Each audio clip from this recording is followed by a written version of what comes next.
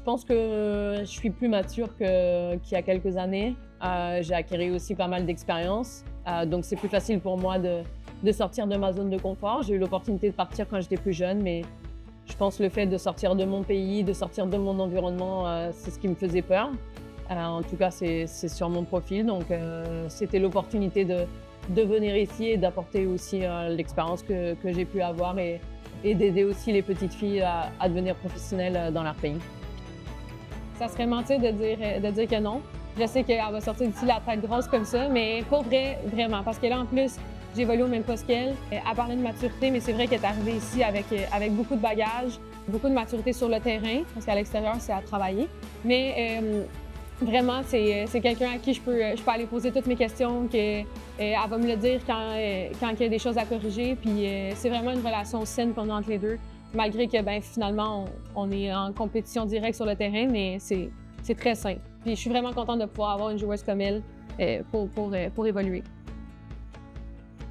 J'ai été surprise du groupe l'année dernière quand je suis arrivée. Beaucoup de bienveillance. C'est ce qui m'a surpris par rapport à un peu, je pense, à la mentalité française, d'être dans la bienveillance, d'accompagner la joueuse, parce qu'on sait que des fois, c'est loin de partir de sa famille, d'être toute seule.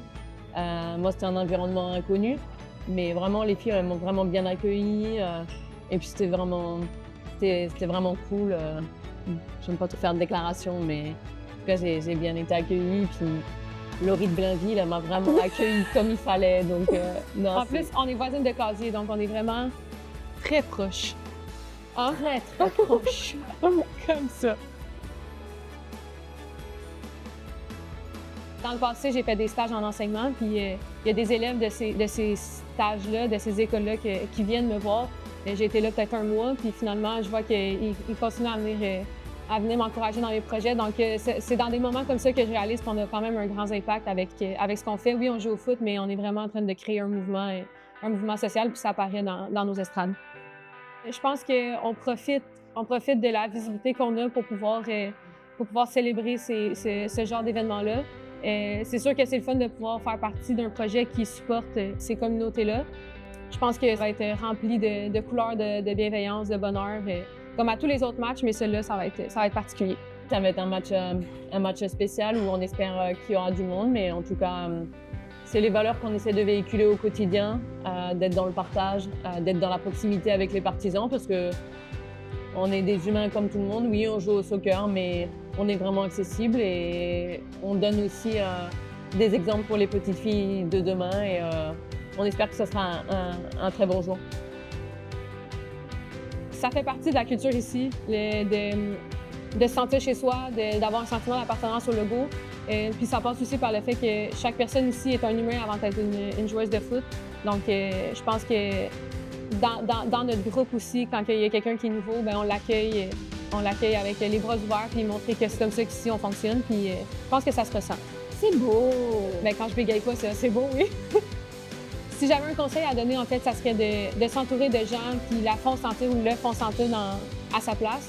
Je pense que dans tous les chemins que j'ai pris moi personnellement dans ma vie, que ce soit dans le foot, que ce soit à l'école ou dans d'autres sports, je m'entourais tout le temps de gens qui me faisaient avancer, qui me faisaient sentir bien où est-ce que j'étais.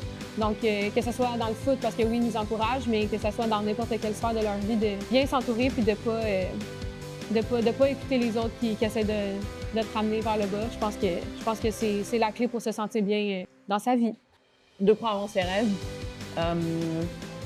Il y aura toujours des personnes qui vont nous mettre des bâtons dans les roues, de nous dire tu n'y arriveras pas, tu es une petite fille ou le soccer n'est pas fait pour toi.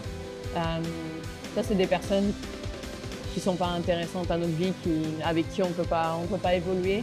Et puis, c'est de croire en ses rêves, de toujours travailler, de toujours être dans le positif, parce que des fois, ça ne va pas se passer comme on le veut, mais il faut continuer à travailler parce que tout travail mérite récompense et un jour, c'est ce qui se passe. Donc, il faut continuer à travailler et croire en ses rêves. That's it! That's it!